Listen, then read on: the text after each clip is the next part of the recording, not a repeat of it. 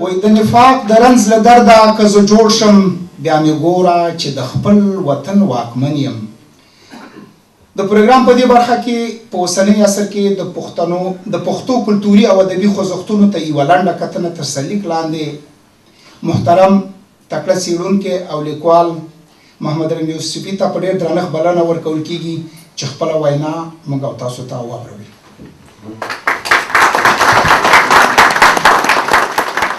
بسم الله الرحمن الرحیم.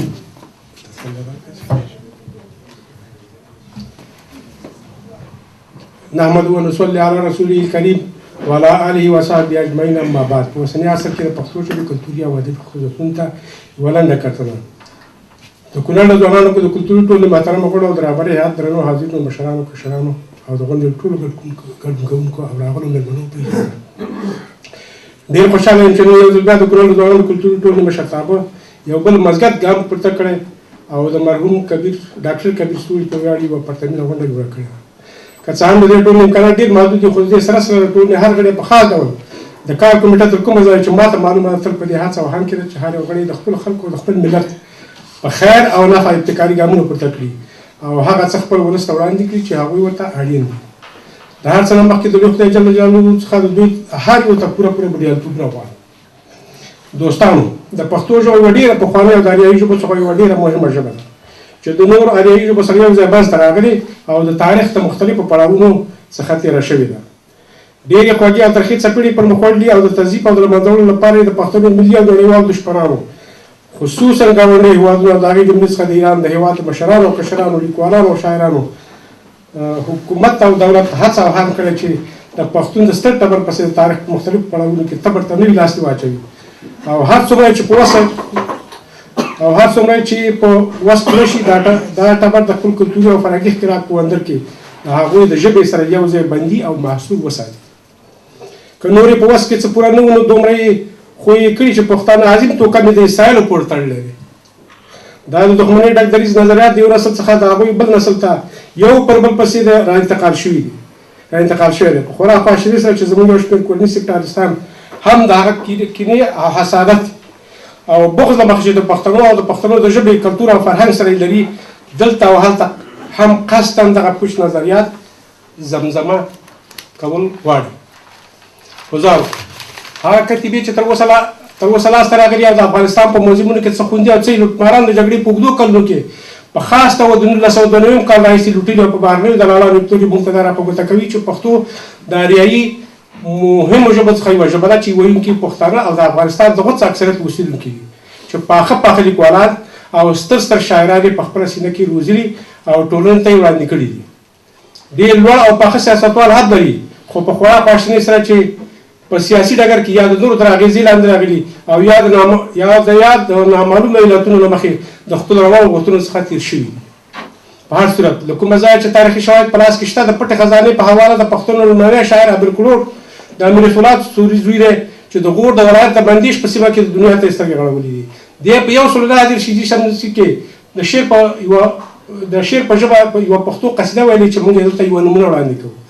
ځین زمری په دې نړۍ له ما اتل نشته، په هند سیندو پر تخار په کابل نشته، بل په زابل نشته، له ما اتل نشته. نو زه په پوره ډول هڅولی شم چې امیر ذاتا د مور څخه پښتون شاعر نه و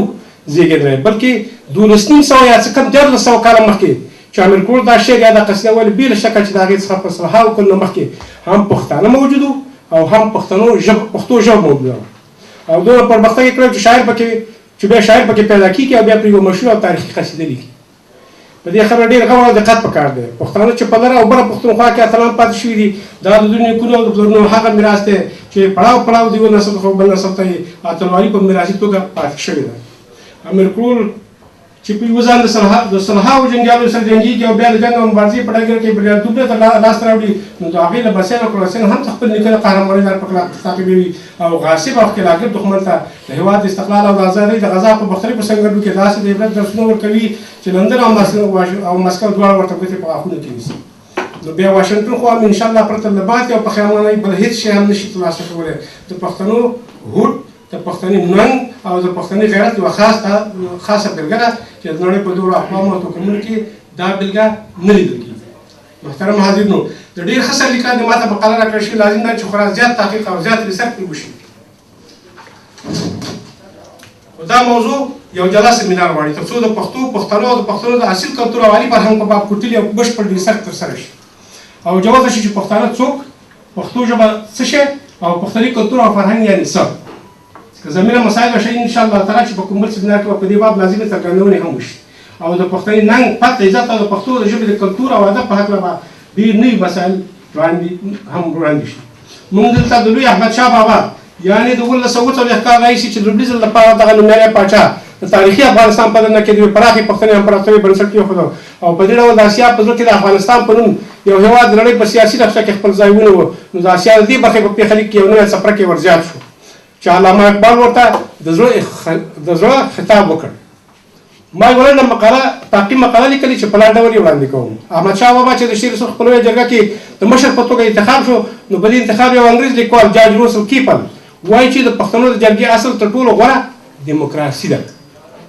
بل انګریز دا نشمن د پښتنو دودیزه اصول ستایي او د پښتونولۍ ته په زیات اهمیت قایل دي. بیا ځینې نور پښتو او پښتونولي د اسلامیت یو ژوندی اړخ بولي. د نورو سترو فتوحاتو او ستر کارنامو په څنګ کې لوی احمدشاه بابا د ایران پاچا، نادر قلي افشار د میرمنې او لوڼو پټ، د ایراني قمامت قاجار او د ایراني قزل بادشاه څخه وژغوري او په دې توګه یې وښودل چې پښتانه د هر چا د پت عزت او ناموس ساتونکي وو او دي. نو ځکه ورته د نادر افشار لخوا د کوهنور الماس د تحفې په ډول ورکړی شو چې متاسفانه انګریزانو په افغانستان باندې تاراج په وخت کې لوټ او د ځان سره وړی دی او نن د برټانیې د ملکې په تاج کې ټومبلی ساتل شوی دی. خو بدبخته دا چې د قاجاریانو څخه نیولې بیا تر پهلویانو او ان تر اوسنیو اخوندانو پورې د ګردو افغانانو په خاص ډول د پښتنو د فرهنګ کلتور او ان د پت او عزت د لوټولو څخه دوی هېڅکله هم لاس نه دی اخیستی. د ساري په توګه یو رادی مورخ لیکي احمدشاه ابدالي تجزیه کننده افغانستان می باشد. دلته دغه څه شته کتاب دی پښتانه کلتوري اختلاف په زنځیرونو کې او غوث خیبري لیکلی دی. چنګیز پهلوان د ایران د پوهنتون استاد په خپل کتاب عصر مجاهدین و برآمدن طالبان کې لیکي چې افغانستان د ایراني فرهنګ پورې تړلې سیمه ده او د ایران حوزه پیژندل کېږي. وګورئ د دې نه پورته کېنه د پښتنو پر ضد څوک موندلی شي. تاریخي او سرلوړی افغانستان وګورئ او هغه به د ایران د یوې حوزې په حیث پیژندل او ایرانیان یې بیا د دعوې حق ځان ته ورکول محفوظ ګڼلی. زیاتو بهرنیو پېښه لرونکو د افغانستان خاوره د پښتنو اصلي ټاټوبی ګڼلې او په مهابارت کې یاد شوي خلک ګندهاریان یې همدغه اوسني پښتانه ګڼلي او پېژندلي دي. مهابارت له 1900 څخه تر 2000 حتی د ځینو په قول تر 3000 کلو پورې لرغونتوب لري. انګریز پوه الفانستون چې یو ځل بیا لیکي چې افغانستان د اسیا هغه هېواد دی چې لرغوني اوسېدونکي پښتانه دي. خو د تاریخي څېړنو له مخې دا حقیقت د بیا لپاره څرګند دی چې په افغاني طالبانو کې د ایراني فرهنګ او فارسي ژبې د نفوذ او اغېزې د دې له امله وګرځېدې چې د پښتو ژبه ځان ته شاته پاتې شي او لا چې د پښتو ژبې ته د دوزخي ژبې نسبت کول هم د دې ځایه سرچینه اخلي.